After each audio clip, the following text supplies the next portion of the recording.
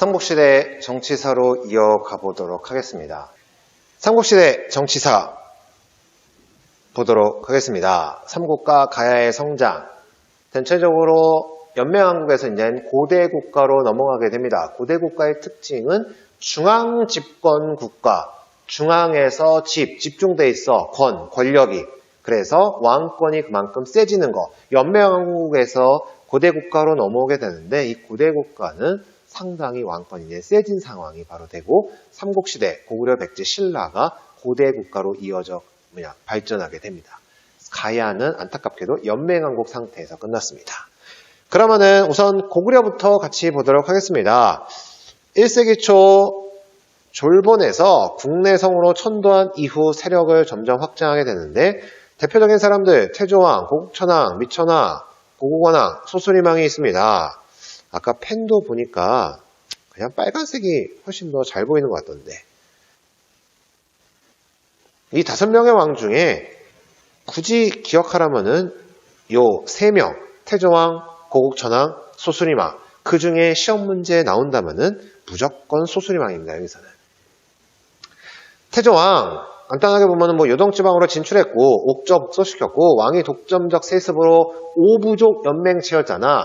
5부족 중에 하나인 계로부 고씨들이 이제는 원래 5부족 5부족이 돌아가면서 있는 걸 계로부에서만 하게 되고 이 고씨들 바로 주몽 이 집단이 바로 계로부야. 여기서 쭉 왕위로 이어갔다.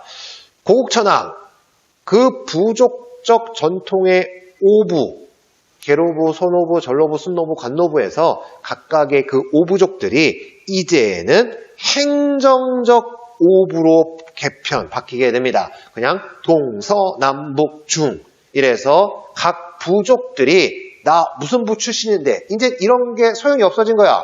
동서남북 중 딱 이제 방향으로 이렇게 됐기 때문에 그만큼 왕의 권력이 강해지면서 이제는 전통적 5부 그런 색깔을 완전히 다 지워버리게 된 겁니다. 그리고 왕위의 부자 상속이 이루어집니다.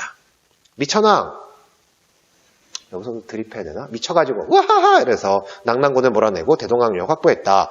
고국원왕 이렇게 됐고 백제의 침입으로 고국원왕 전사 죽게 되면서 위기를 맞게 됩니다. 참고로 이 백제의 침입 이게 바로 뒤에 가서 보게 될 근초고왕 백제의 근초고왕이 됩니다. 고국원왕이 문제로 나온다면은 고국원왕을 물어보는 문제가 아니라 바로 이것과 관련돼서 고국원왕 죽게 된 걸로 관련해서 근초고왕을 물어보거나 아니면 백제와 관련된 걸 물어보게 될 겁니다. 소수리망 굳이 나온다면 1, 2, 3, 4, 5번 중에 이 사람이 제일 중요합니다. 전진과의 수교를 통해서 북방 지역을 좀 안정시켜 놨으며 불교 수용 드디어 불교 고구려가 수용하게 됩니다. 그 다음에 학교 태학이라는 학교를 설립해서 인재를 양성했고 율령, 법률, 법령 국가의 법을 반포하게 됩니다. 이게 극현실 수능 강의다 보니까 드립도 할 수 없고 이야기, 비하인드 스토리도 잘 얘기 못하는 것 같아서 좀 아쉽긴 합니다. 아무튼 키워드들 태조왕은 거의 왕위의 독점적 세습이고 고국천왕 전통, 부족 전통의 오부를 행정적 오부, 왕위의 부자상속 고국원왕 하면은 백제의 침입 근초고왕, 소수리망은 불교 수용, 태학 설립, 율령반포 이 3가지 중에서 무조건 소수리망은 걸립니다. 백제, 고구려의 유이민, 고구려 계통에서 내려온 유이민들이 한강 토착 세력과 결합해서 건국을 했는데 그거를 알려주는 게 요 3가지가 있으니 우선 삼국사기 기록, 온조가 바로 고구려에서 내려온 거잖아. 그 다음에 왕족의 성씨가 부여씨, 부여 고구려 계통이다. 이런 걸 알 수가 있으며 석천동에 있는 돌무지 무덤, 이 돌무지 무덤이 바로 고구려 무덤 양식이 됩니다. 그래서 백제가 고구려 계통에서 내려왔구나라는 걸 이렇게 알 수가 있습니다. 그 다음 고이왕, 한강유역을 장악했고 관등제 정비했고 광복사를 제정했다. 아까도 얘기했지만 백제에서 나올 사람은 근초고왕밖에 없습니다. 이 시기로는. 그 다음 신라 보겠습니다. 마한변한 진안 중에 사로국이었던 소국에서 출발하면서 점점점 커지게 되는데 박혁거세 집단을 중심으로 6개 부족의 연맹왕국 상태로 갔다가 그 뒤에 가서 박씨, 석씨, 김씨 세 성이 교대로 왕위를 차지했으니 이렇게 세 성씨들이 교대로 왕위를 차지했을 기간 때 왕칭호는 이사금이 됩니다. 거서간, 차차홍, 이사금, 마립간 다음에 왕 이렇게 가는데 거서간, 차차홍, 이사금, 마립간, 왕 이것도 수능 문제에서 이거를 물어보는 문제는 안 나옵니다. 여기서 기억해야 될 사람은 바로 이 사람입니다. 네모랑 바로 4세기 후반 신라의 고대 국가로 성장하는 데 기틀을 마련한 왕이니 활발한 정복 사업으로 진안 지역 대체적으로 정복했고 남한간 동쪽으로 영토를 확장했습니다.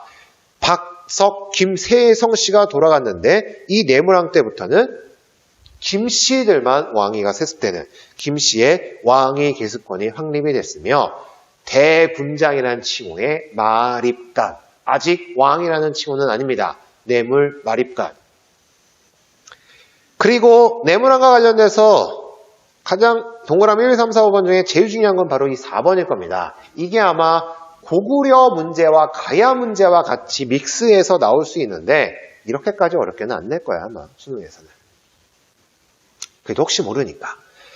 광개토 태왕이 신라를 도와주러 옵니다. 외놈들이 신라를 하도 괴롭혀서 이 당시의 외교관계가 백제, 가야, 외 요 세 나라가 엄청 친하거든. 그래서 외놈들이 막 신라로 쳐들어오니까 신라 입장에서는 가까운 가야나 백제한테 도와달래봤자 외랑 친하기 때문에 걔네들이 잘 안 도와줄 것 같아. 그래서 고구려의 도움을 요청했고 그때 왕이 고구려 광개토 태왕이어서 바로 가야 외 연합 세력을 격퇴하게 됩니다. 그러면서 결국 고구려 군대가 신라에 주둔하게 되고 이 고구려를 통해서 신라는 간접적으로 중국과 교류하게 되는데 호명 그릇이라는 그릇이 있습니다.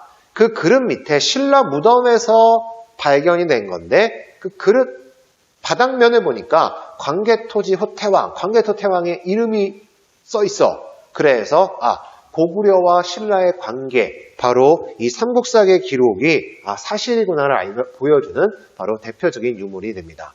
호명 그릇. 이거 여기다 했어야 되는데 그걸 못했네요. 여러분들이 검색해서 찾아보세요. 교과서에 아마 있을 테니까. 그 다음 가야. 가야까지 하면 가야까지 하고 끝내도록 하겠습니다. 가야 연맹왕국 상태로 끝나게 됩니다. 이거는 한번 펜이 되면은 끝까지 안 가네.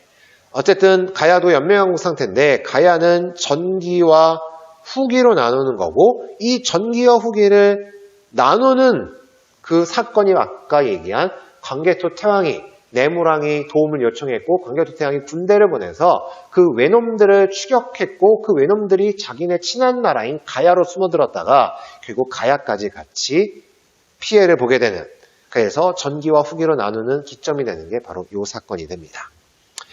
가야 하면 변한 지역에서 나왔기 때문에 철입니다. 철.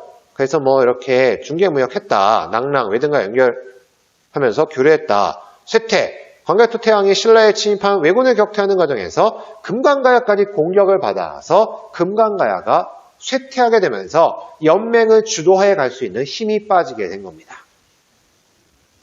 그러면서 후기가야 연맹이 나오게 되니 바로 5세기 후반 고령의 대가야를 중심으로, 대가야는 그 고구려 군대의 피해를 거의 받지 않아서 금강가야가 쇠퇴한 이후에 이 고령의 대가야가 연맹을 이끌어가게 됩니다. 고구려에 직접적인 피해가 없었고 농업에서 유리한 입지, 나로 낙동강 중상류, 강 끼고 있고 풍부한 철산지 이런 것들을 확보하게 됩니다. 중국 남주에 사신 파견했으며 신라와 결혼 동맹, 6세기 초에는 결혼을 통해서 동맹을 공고히 했고 신라에 침입한 고구려군을 물리치는데 같이 협조해줬습니다. 지금 이 6세기로 넘어와서 그래 상황이 이렇게 외교관계가 바뀌게 된 겁니다. 쇠퇴, 백제와 신라 팽장 압력에 시달리다가 결국 532년 금강가야가 신라한테 병합, 562년이 대가야가 신라한테 병합. 뒤에 가서 어느 왕 때 병합됐는지는 신라 역사에서 다시 살펴보도록 하겠습니다. 이게 안 좋구나. 아무튼 이 김해 금강가야, 전기가야 연맹 맹주였는데 바로 광개토 태왕에 보낸 고구려 군대의 피해를 받게 되고 그 다음 고령의 대가야가 후계가야 연맹을 주도하게 됩니다. 이렇게 가야의 중심축이 바뀌게 된 거 바로 내무랑 고구려와 관련돼서 같이 기억해 놓으면 될 것 같습니다. 이렇게 해서 삼국시대 정치사 첫 번째 시간 끝났고 다음 강의에서 두 번째, 그래서 4세기에서 6세기의 상황을 같이 보도록 하겠습니다.